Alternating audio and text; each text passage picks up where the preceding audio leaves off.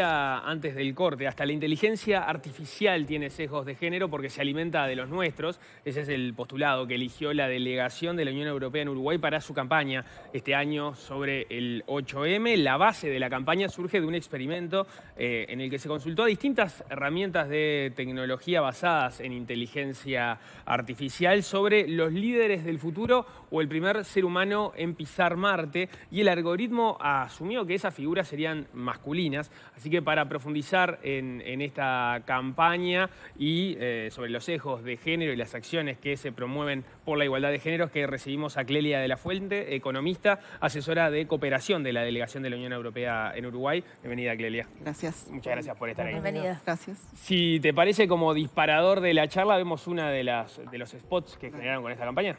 Ok.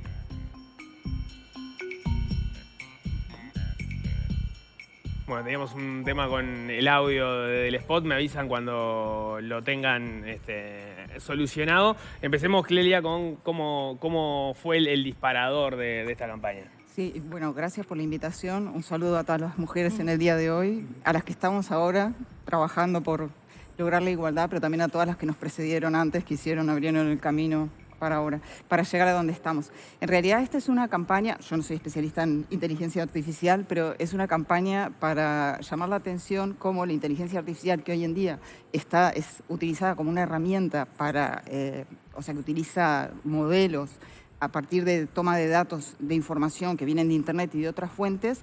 Si uno le hace ciertas preguntas para ver cómo ve el futuro o quiere tener determinadas respuestas, esas respuestas tienen sesgos. Hicimos varias preguntas trabajando junto con el equipo de comunicación.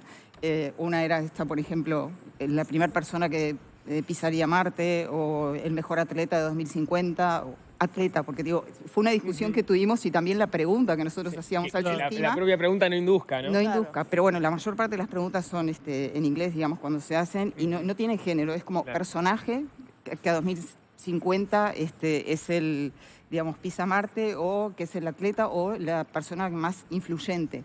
Y fue una lucha con ellos para decir, no puede ser que por lo menos no aparezca una mujer. Digo, tiene que haber algo en cómo hacemos las preguntas o lo que sea, pero la realidad es que dio eso.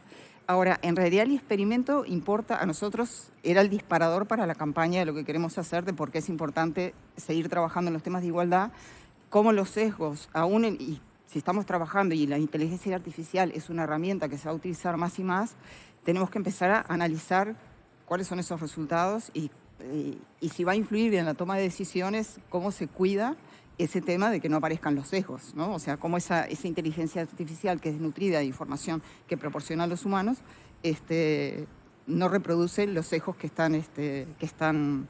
ocurren en la vida de hoy, ¿no? Y en la vida de hoy, digamos, que es lo que hacemos nosotros, digamos, a nivel de la Unión Europea, es que la verdad es que el objetivo de la igualdad todavía no ha sido alcanzado, y que es necesario seguir trabajando en el tema de los sesgos y en el empoderamiento de las mujeres para poder superar todas las diferencias que existen, ya sea en vivir una vida libre de violencia, en los temas de acceso al trabajo, en el tema de la remuneración o en los temas de la participación política de las mujeres, ¿no? Hay unos datos de la UNESCO que estuve mirando que me parecen muy gráficos para visualizar esta masculinidad que hay en el abordaje de la inteligencia artificial. Si bien las mujeres son más del 50% de la población mundial, solo 2 de cada 10 personas se dedican a nivel mundial, 2 de cada 10 mujeres se dedican a profesionalizarse para trabajar en temas de inteligencia artificial, un 20%, lo cual se vuelve todavía mucho más preocupante porque la UNESCO dice que cuando le preguntaba a las empresas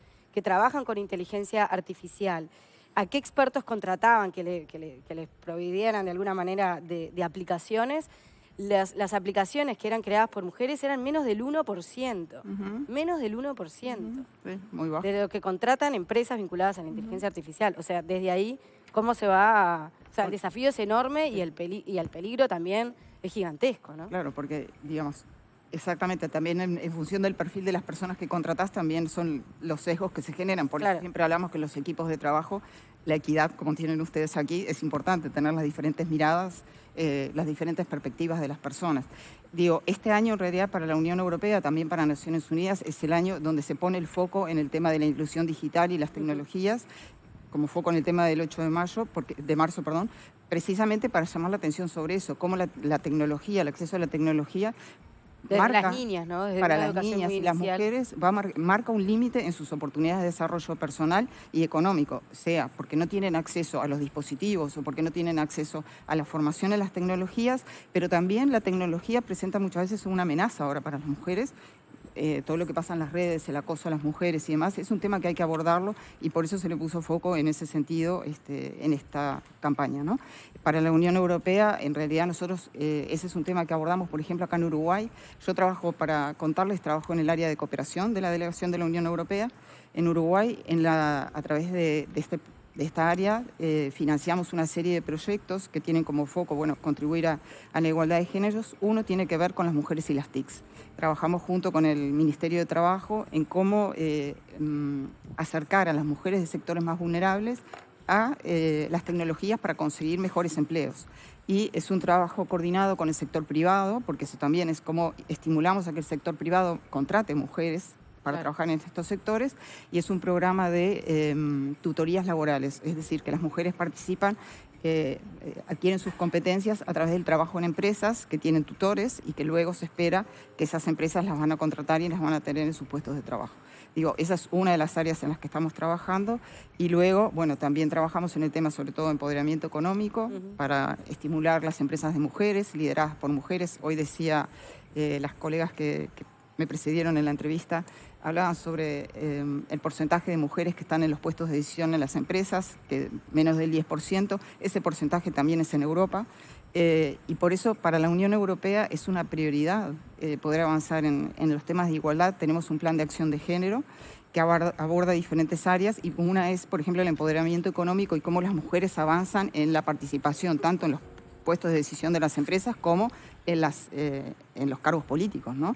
Si ustedes saben, a nivel de la Unión Europea, en los puestos claves que serían, digamos, el Consejo Europeo, la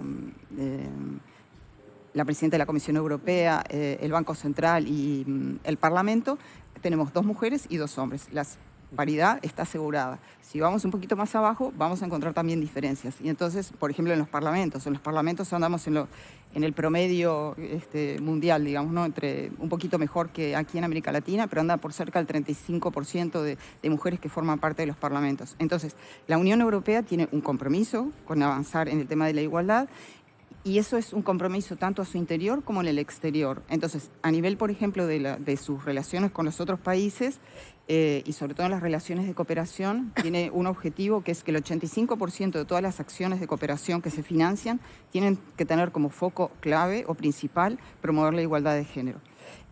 O sea, es un compromiso muy grande y eso se traduce también en recursos que se ponen a disposición con los países. La idea, obviamente, no es venir con recetas, sino aportar a la formulación de políticas públicas y aportar al desarrollo de proyectos específicos. Perdón, ¿y a cuántas mujeres aproximadamente está previsto llegar con estas acciones? Bueno, depende, ¿no? En el caso del proyecto, por ejemplo, hablando de Uruguay específicamente, sí, claro, de tecnologías de la información, la meta son cerca de 200 mujeres.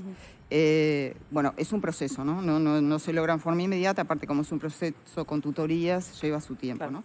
Pero después también tenemos los proyectos, por ejemplo, de empoderamiento económico, tenemos también los de atención a mujeres víctimas de violencia, o sea, el abanico de mujeres a las que pretendemos apoyar es bastante variado, ¿no? Y no lo hacemos, es decir, no lo hacemos nosotros directamente, sino en asociación tanto con los actores públicos, por ejemplo el Ministerio de Trabajo y Mujeres, como con las organizaciones de la sociedad civil, que juegan un rol clave.